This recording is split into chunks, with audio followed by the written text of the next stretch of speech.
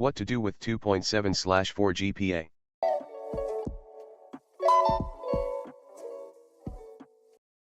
Hi. I'm 22F, in my last year of college. My GPA by the end would be closer to 3. I'm so disappointed in myself and don't know what to do. My grades are so bad because of chain of health complications and COVID. I had to fly to my home country, third world country, and had problems with internet and abusive family. All this resulted in bad grades. I know no one will be interested of the reasons in the future. I always had this dream to get PhD in a very good university. But I feel like they will automatically reject me now. I was a student in high school. But with fucked up bachelor's degree it doesn't matter, right? Or would trying to get another bachelor degree work? What can I do to better my chances? Or should I give up on my dream and focus on finding 9 to 5 job?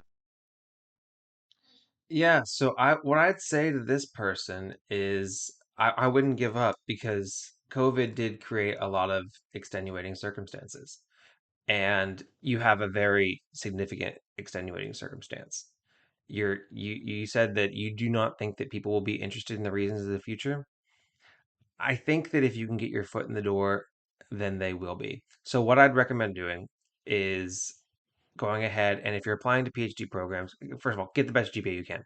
If you're applying to GPA programs, PhD programs, I'm assuming they're going to have to have you send a transcript, but you're also going to have to do other things like take the GRE. So study really hard and do really well on your GRE, and then also um, you're going to have to write your statement of purpose for a lot of PhD programs. In fact, I think all of them. I'm learning this because my wife is going through PhD program applications right now, but you can address that. This is the kind of thing that you can address in your statement of purpose, and not maybe not, or it's somewhere in your applications you can address how proud of yourself you are for overcoming X, Y, and Z to be able to maintain maintain what you have.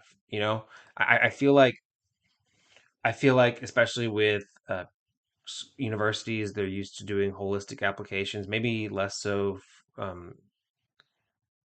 Whenever it comes to graduate schools, maybe they're more cut and dry on that. But again, that's where your GRE score can help you out. And then they say, oh, why did this person have such a great GRE score, but their GPA struggled? Oh, in one of their essays, they talked about how they were in a third world country during COVID and had no access to internet, and they still managed to pass with their classes. So I wouldn't completely rule it out for you, but let's see what everybody else thinks.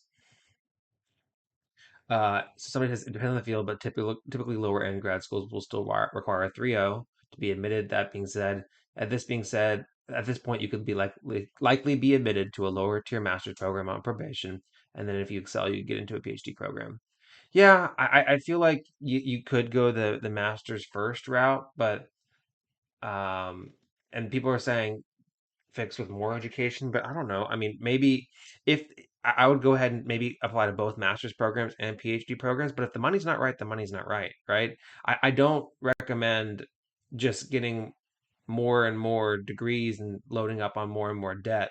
So if there's a master's program where you can get funding, that would be great. That would be awesome. You should definitely do that. Master's program that you have to go into further debt for to then get into a PhD program where you might, well, engineering you should be funded at least at the PhD level for a fact. But I mean, I wouldn't do that.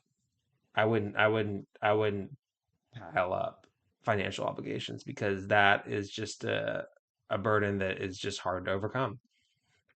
But a lot of people are saying go masters, but this one is good.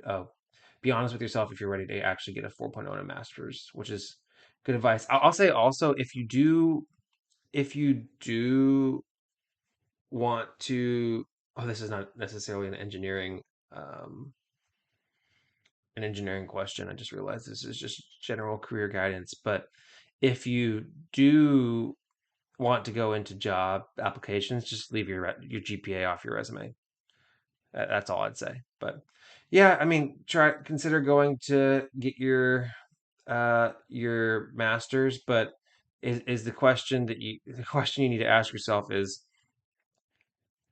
realistically what am I going to be able to do with this degree, my terminal degree, my PhD? And okay, realistically, is it also worth me having to spend the money on the master's if I have to spend money on it, and spend money on the PhD if I have to spend money on it. Do the cost benefit analysis, do the research on what percentage of people are able to get funding within your discipline, your area of study, and do that research and do that cost benefit analysis for yourself, so that way you're not barking up the debt tree without a really good source of income waiting for you on the other end. So that's my advice. My brain went immediately to engineering because this is an engineering podcast. But anyways, chasing payments, still playing in the basement while I'm working on arrangements. They heard the kid in 50 countries, thank God that's amazing. But I'd rather thank Spotify, they put me on the station.